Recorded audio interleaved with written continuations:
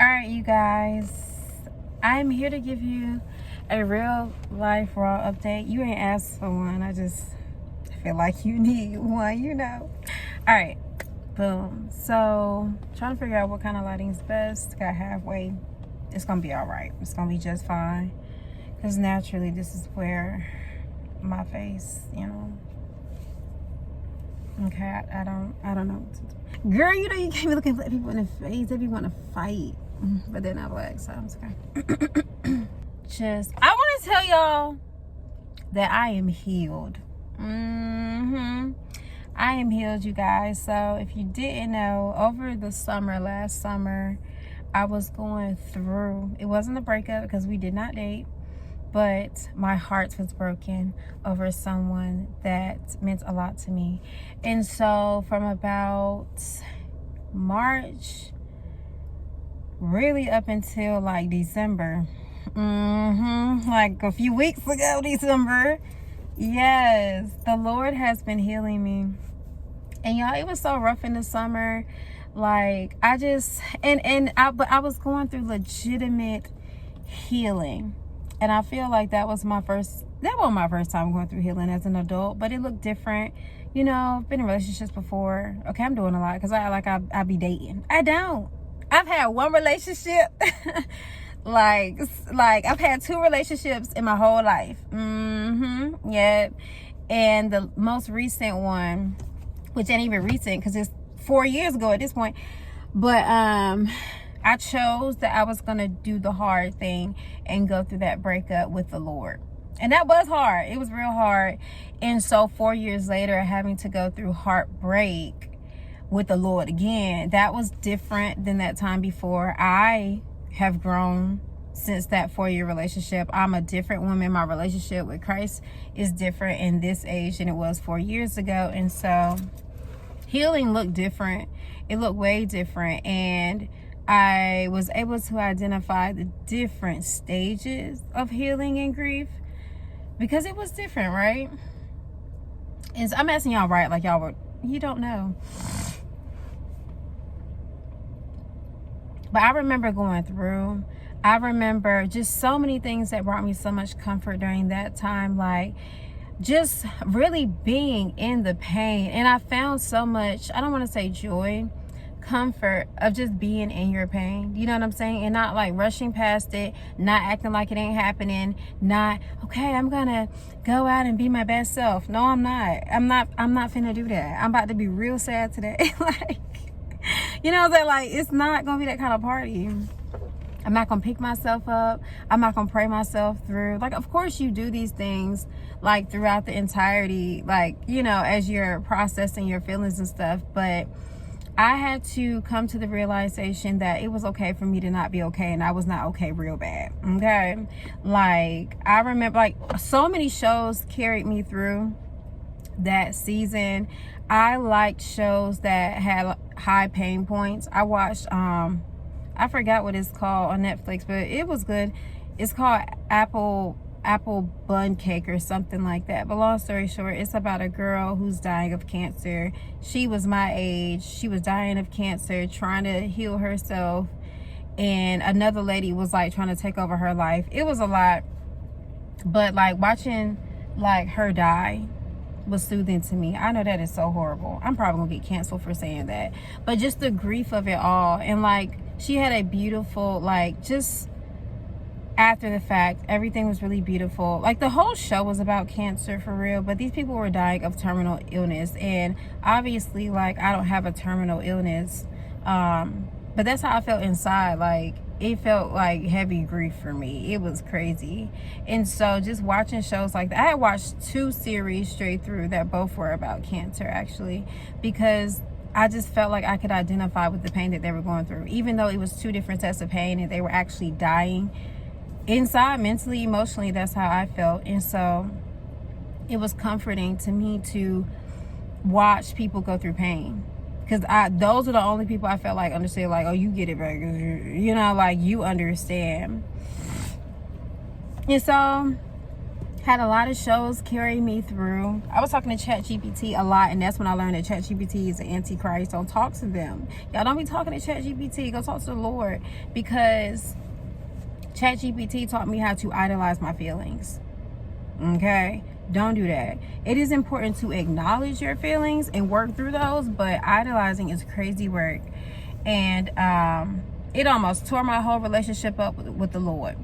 And then the Holy Spirit came and reminded me softly and gently of who he was. And I was like, you're right. And so towards the end of the summer, I came to the revelation that just because I don't feel or I haven't experienced, what the word says about who God is, does not make it untrue of who God is. Like, the word says what it says, and it says that God is this and God is that, which he is. Just because I didn't want my one experience out of the 7-8 billion of us, my one experience to determine who the Lord is. That's too much. That's too much power, control. That's just way too much. I'm one person. Who am I? You know what I'm saying? Like, who am I to determine that God is this because I feel this way? What? Nah, baby. My feelings are too minute to determine who the Lord is, So I had to come to a whole realization and put my feelings in the right place and just actually feel them without making God a certain way. Because that's crazy. Just because I feel sad and I don't have joy don't mean that God is not a joy-giving God. Like, what are we doing? So I had to go through that.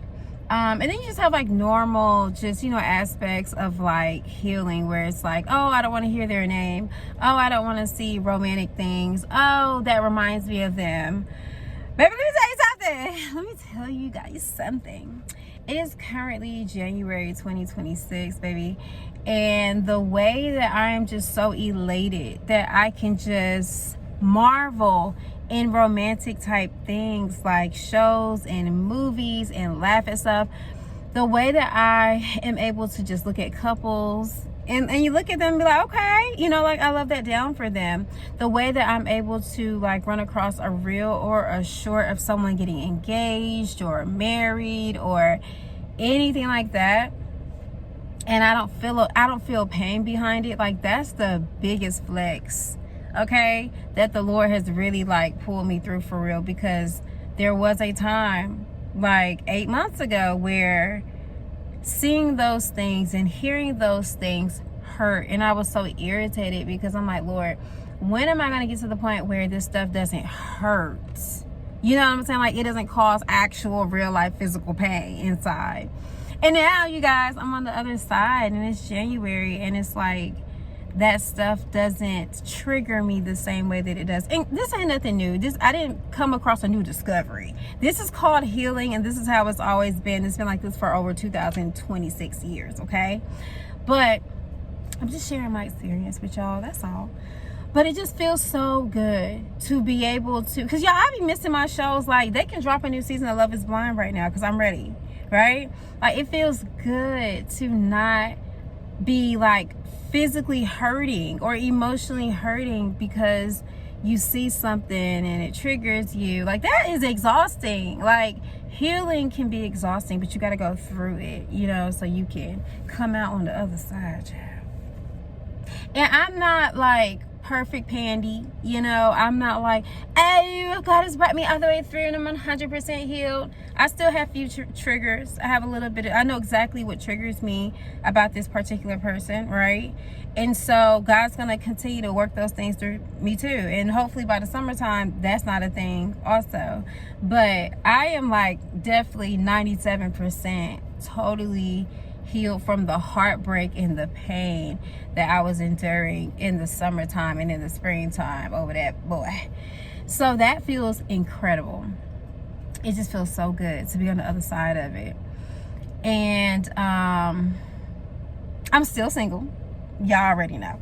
I'm still single, but I'm just so happy about where I am in my singleness. Like, y'all already know, singleness has waves, it's got some waves. And I'm I'm currently in a season of my singleness where I'm content with being single. That does not mean I do not want my husband. That is not what that means. That means that I am not pressed and looking around every corner to see if he's my husband. I know it's a fine man over there. I see him. I hope he see me. But I'm not like pressed about it, right? And I'm not like having days where my heart is just hurting because dang, I wish I had my husband. Dang, where's my husband at? Dang, this would be a great night. Honestly, I don't want to say I don't care, because I do care. I do care where this man is at. I care where he at, wherever he at. But I don't feel a way over it. I have a good understanding right now that there's a man out there for me, and he gonna come when he come, and that's it. That's literally like my 100% stance towards my singleness right now. This is January. I'm probably gonna feel way different in April, because it's called a season of singleness. Like, this is how singleness is, and if you've been single long enough, you know that. I'm not saying nothing new to the people right now. We already know this. You have times in your singleness where you don't care, you're not checking for nobody. Then you got times in your singleness where you like, where in the world is the husband, Lord? Like, and then you got times in your singleness where you real intentional. You like making every move because you're like, you know what? I'm gonna be intentional about meeting this husband. It happens, you know. But where I am right now, I feel so free, because it is so exhausting checking every corner looking for this man. He gonna come when he come. Like, it's okay. Like, it's just so exhausting. I was at church on Sunday, and I was minding my business, you know, trying to listen to the pastor talk about the Lord. And I looked over to my right, and I was like, oh, there go African Americano man. Look at him. I wonder what his face looked like, because he was sitting like in front of me, so I saw the back of his head. I was like, I wonder what his face looked like. And then I was like, I don't care. Like, I don't really care what his face looks like. Like, I don't, you know, I'm just gonna mind my business. And I minded my business and sat in the service and left the church. Now, let me tell you what that looks like when I'm not in a season of contentment. When I'm not in a season of contentment, I recognize it's a man over there. I am wondering what his face looks like. And inside, I'm hoping that somehow, some way, we can have an encounter in the church building before we walk out of the building together. Or I'll intentionally like peep game to like the direction that he's walking as I walk out the church to like put myself in front of him so he can see me, you know, type stuff. And then, you know, if he want to slide, he can slide. But, you know, like, that's what it looks like during more of those pressed seasons of my singleness. But because I'm not pressed, I just mind my business. Another example, I was like, I was out walking downtown the other day, and I walked back to my car, and we on the streets, y'all. We on the streets of DC, like right on the street. That's on park, yeah, okay. So I'm parked on the street, and as I'm walking back to my car, I noticed another beautiful African American man. I'm like, oh, okay, he kind of cute. Okay, he wasn't beautiful. He was kind of cute. And I was like, okay. But I was like, girl, he probably got a girl with him. I was like, you probably right. Let me walk to my car, mind my business. So I walked past him, mind my business. I didn't even look. I just walked to my car and minded my business. And as I'm walking to my car, I get in my car, and when I'm in my car, now he's in front of me so I can see him. And his friend come and join him. Now, his friend was beautiful, okay? Baby was beautiful, like really, really, really pretty. And I was like, oh, okay. But I was like, Ariel, just mind your business. I was like, I know that's right. I was like, if that man want me, he see me, he saw me, he will come up. And he ain't came up by now. It's been about 2 minutes and 13 seconds. That ain't the husband. Let me mind my business and get ready to go. Like, girl... I'm not an idiot. I peep game, but I'm not checking. What that would have looked like during a more pressed season of my singleness is walking past that dude's car that was kind of cute. I would have checked in, and I would have got my heart broke because he was with a lady. And I would have, you know, like peeped, like, okay, I made a little slight eye contact, like I ain't looking, but I'm really looking, you know. And I would have seen the lady, and I was like, oh, shoot. But his friend would have came, right? The beautiful one. And that would have looked like me getting out of my car to do something stupid. Like, I would have got out of my car, walked around the car, went to the passenger side to look for something that ain't really there, to make sure that I got seen. Just in case he ain't see me all the way. Let me make sure he see me real good. You know, but make sure I'm putting myself in his space so he can see me, just in case he wants to come, you know, and shoot his shot real quick. Like, that's what that looks like. And there's nothing wrong with moving like that either, because that is intentionality. That is what my husband's going to be doing when he does meet me. He's going to see me, be like, oh my God, Lord have mercy, I done found the Lord. And he going to put himself in my space on purpose. He going to do something stupid, throw something in the trash. Boy, find something to throw in the trash real quick so he can make sure that I see him. Or he gonna come and approach in less than 2 minutes and 13 seconds. Like, so the intentionality is there. Your girl got the intentionality part. Like, I know how to be intentional, okay? We got that. And my husband's gonna be the same way. But until he comes, I don't really care right now. Like, it's exhausting. It takes a lot of emotional energy to see someone attractive and then decide what your next move is going to be, strategize in your head what you're going to do to make sure that you're seen by this person, and then survey the situation to see if they're checking you or not, and then receive the response of learning that either he's not that into you, he ain't checking for you at all, or he has a lady. Like, all of that is a whole emotional experience, and it is exhausting. You will literally be emotionally spent after a minute and 48 seconds of realizing, dang, that's not my husband. Girl, and I'm just so happy that I'm not in that season right now. I'm not in a press season. I'm not in a season of intentionality. I'm just in a season of minding my business and walking to my car and putting the keys in the ignition and going, like, I don't have to get out and walk and throw something in the trash can to be seen. It's exhausting. It literally is exhausting. And so I'm just happy that I'm not there right now. Girl, I'll probably be there in April, like I said. But I'm really actually, like, this time, because I've been here before, of course, we all have. I'm able to see and recognize that I'm in this season, and it is so much more freeing than it's been for me in the past. Because in the past, I'm in the season and I just kind of act like, oh, I'm over it, cool, I'm content, I'm nonchalant, not even actually recognizing what's happening, not seeing the Lord's hand in it. And so this time, I'm calling it out, and I'm like, ooh, Lord, I'm in one of those waves where I'm content and I love this for me. And God, I'm realizing how freeing it is. And I just thank you so much for whatever you're doing in my mind and my heart that is allowing me to not be pressed. Because I know I won't always be here in my singleness. I know I'll be up again and I'll be anxious and not anxious. I'll be eager and I'll be intentional and I'll be pressed. And God will give me the capacity for that season. But right now, it feels so great to not have to exert that emotional energy just to, you know, try to meet this husband of mine. So that's where I currently am in my singleness right now. And so I feel really great. And I'm definitely harping on this opportunity also, like I said, because right now I can watch all those love shows and things without it hurting. So this is a good time, Netflix, to drop Love is Blind. I'm just saying, because you will have one more viewer than not. Yeah. So there's that, you guys. So that's pretty much like where I've been in my singleness and things. And then another thing that I feel like, another revelation that I feel like I received is I'm realizing I'm still learning what the heck joy looks like in the Lord. People go and take joy in the Lord, find joy in the Lord. What the heck does that mean? You know what I'm saying? Because let me tell you something. Me just thinking about Jesus alone and thinking about how he saved my life is great, but it does not fill me with joy. It just doesn't. Like, I'm grateful for that act, and I understand what happened, and I understand how much of a blessing it is to be in the kingdom, to be saved, to have Jesus Christ be king, right? I do understand that, but it doesn't change and alter my mood. Is it supposed to change or alter my mood? Honestly, I don't know, and that's okay. I'm learning that it's okay for me to not know and understand all the contents of the Bible and understand everything about God and understand everything about Jesus. It's okay. I got some more life to live, God willing, and I will come to understand and learn those things. And so joy is something that I'm still learning to understand. I don't know how it's supposed to look. I don't know if it's a literal feeling or not. If you Google it, it is a literal feeling. And so my question right now is, okay, well, God, how come I'm not like experiencing joy? Does that mean that God don't give joy? No.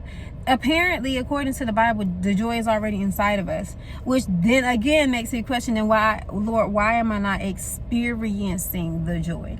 I am not depressed, I am not sad, but what I'm saying is my expectations of joy are happy, happy, happy all day. You know what I'm saying? And I understand that happiness and joy are two different things, but then I'm trying to understand that, like, on days when my circumstance isn't cute or how I want it to be, why don't I just feel elated inside? Because to me, that's what joy is. Joy is, no matter the circumstance, you still feel great inside. Like, it's a feeling. And I don't, girl, when the circumstance is trash, I be feeling trash. Like, this is just not it. You know, and I'm just like, Lord, where is that joy that we talked about? Where is the joy that's deep, deep down inside? Like, what are we saying? And so I trust the Bible. I believe in the Bible. And if the Bible says it's there, then it's there.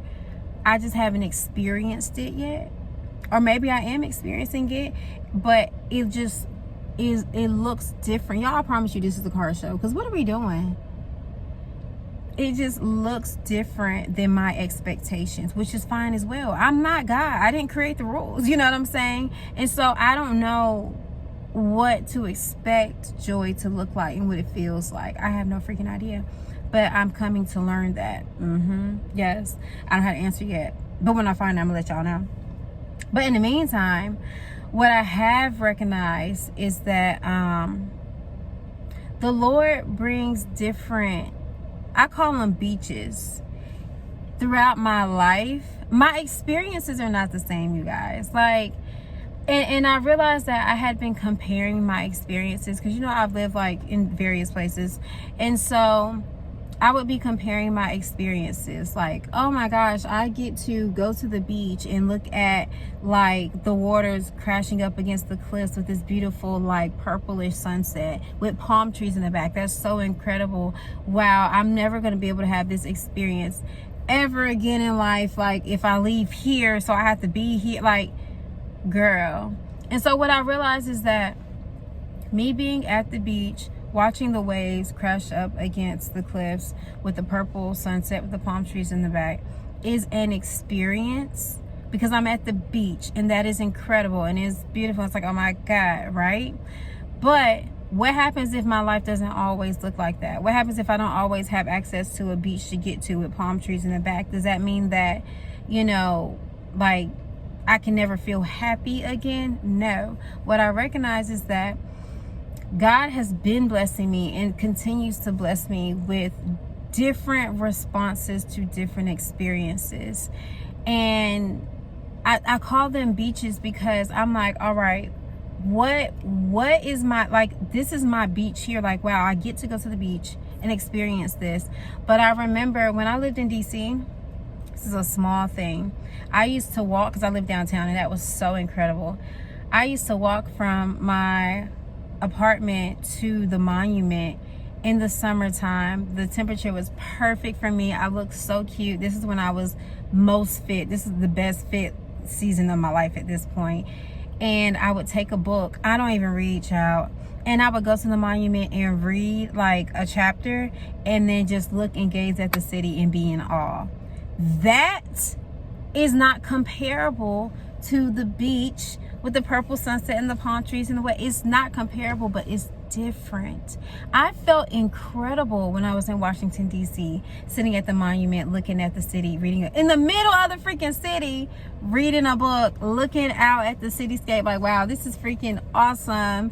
Being able to walk back home, like, what? That was incredible. And so is being able to go to the beach and watch the waves crash up against the cliff with the purple sunset with the palm trees in the back. That is incredible too, but they're not comparable. And that's what I had to learn. I feel like God showed me that, like, stop comparing all these experiences. That's what sucks the joy out, even though we don't even have full understanding what joy is yet. But I know that sucks the joy out of an experience, because I'm comparing. And it's not meant to be compared. These are amazing experiences that the Lord is allowing me to experience here on earth. And they are what they are in those seasons and at those specific times. And in those moments when I recognize that something is great, I just need to be grateful for it in that moment. And then we'll see whatever else life has for me. But yeah, I was comparing them. You know what I'm saying? Because people will be like, because y'all, I'm not super fond of San Diego. I'm not, okay? I can acknowledge that it's nice, you know, like they have favorable weather, they have palm trees, they have beaches, and they have, I don't know, sun and stuff. But they're not the only city that has that. You know what I'm saying? And so for me, there's nothing spectacular about San Diego. San Diego is a Southern California city, and so is Los Angeles, and so is all these other Southern California cities. You know what I'm saying? I don't think San Diego is greater than any of them, or that any of them are great. I just don't. I'm not here to say San Diego is spectacular. This isn't the most fascinating place I've ever seen in my life. Like, it's just not. Okay, to me, it's nice for being a Southern California city, as it should be, but it's not grand. And so, where was I going with that, Lord? Oh, and so when I say that or share that with people, actually I don't, because I don't want the responses. I know people might think like, what, are you crazy? Like, you get to live in San Diego, you get to live in SoCal, like Southern California vibes, like it never rains in Southern California type stuff. Like, come on, like it's beautiful, it's amazing. And it's like, yeah, but I appreciate this opportunity that I get to live here. But where was I going with this conversation? I appreciate this opportunity that I get to live here. But people might think like, oh my gosh, why would you ever, like, who wouldn't want to be in you know, San Diego, California? It's not, for me, it's about the experiences. Like, this is an experience. And I've had past experiences like going to the monument and reading my book that have been just as fanatic to me in that time and setting. And so I'm saying all of this to say that the palm trees and the beaches and stuff don't justify for me like a grand time. I realized that basically God will give you beaches anywhere that you are. Because for some, like, there's a woman who has kids and a husband, and coming home after work to her nice full house, that's her beach. Like, it's not comparable. Like, we having two different experiences. Like, going to the beach and looking at the sunset and stuff, that's really cool for me. And it's like, wow, God, this is so amazing. And there's a woman that comes home after a long day of work and is home with her family and her kids, like pulling each other's hair out, but she sits back and she looks and she's in awe and she's like, wow, this is amazing. You know what I'm saying? Like, the experiences are different for everybody, but I recognize that God gives us these unique responses to experiences. And I think that's really dope, because like, there is some people wouldn't want to trade in their lives for mine. And it might not on paper be as extravagant. Like, yeah, you have palm trees and you have the beach and you have sunsets, but I have a thriving career, and I have this amazing, incredible imagine having a community that just loves on you and y'all like hang out all the time. That is someone's beach. Like, that does it for somebody. You know what I'm saying? Like, they wouldn't trade that in for anything. I'm sure they would love the opportunity to come and experience the whatever, but they wouldn't trade it in permanently. And so I feel like God gave me that revelation of like, these are the beaches in your life, and there are more beaches to come, but it doesn't have to, you know, all revolve around the aesthetic of a superficial, surface level, cultural beauty. Everybody knows living in SoCal is a vibe. Duh. But it's not the only beach. You know? So I'm so glad that God gave me that revelation, because that set me free, because I had been comparing just different spaces in my life to here. And I'm like, well, Ariel, you gotta love it. Like, this is an opportunity. Like, this is SoCal. Like, no, I've had other experiences as well that were fanatic, and they weren't the same as this, but they definitely made me feel all great inside, like this does. You know what I'm saying? Like, over the summer, even though it was horrendous, I would get up, and I was unemployed, child. Like, what? I would get up, and at like 11 a.m. I would go in my front room and I would eat a nice cold lemon. Now, this is North Carolina, so it is hot, okay? I would eat a nice cold lemon and just pour some honey on it and look out the window. And then as soon as I got on my lemon, I would read the word, and then I would go out and take a walk in my hot neighborhood, child, and then come back. But like that whole like morning routine of eating a lemon, like no screens, eating a lemon, a nice cold lemon on a hot summer day, while I'm reading the word, and then going out into that world to start my day on a nice walk. It was hot though, but a nice walk. Like that was a beach for me. It can't be compared to walking on the beach here with the palm trees. But it was a moment, you know what I'm saying? And I was appreciative while I was in that moment, even though my heart was broken, child. It was amazing. And so it's just like, there are beaches to come, and there are beaches in my life, and there have been beaches in the past. But, and y'all, the only reason why I'm saying, I know you're like, we didn't ask this information, we weren't assuming. I know.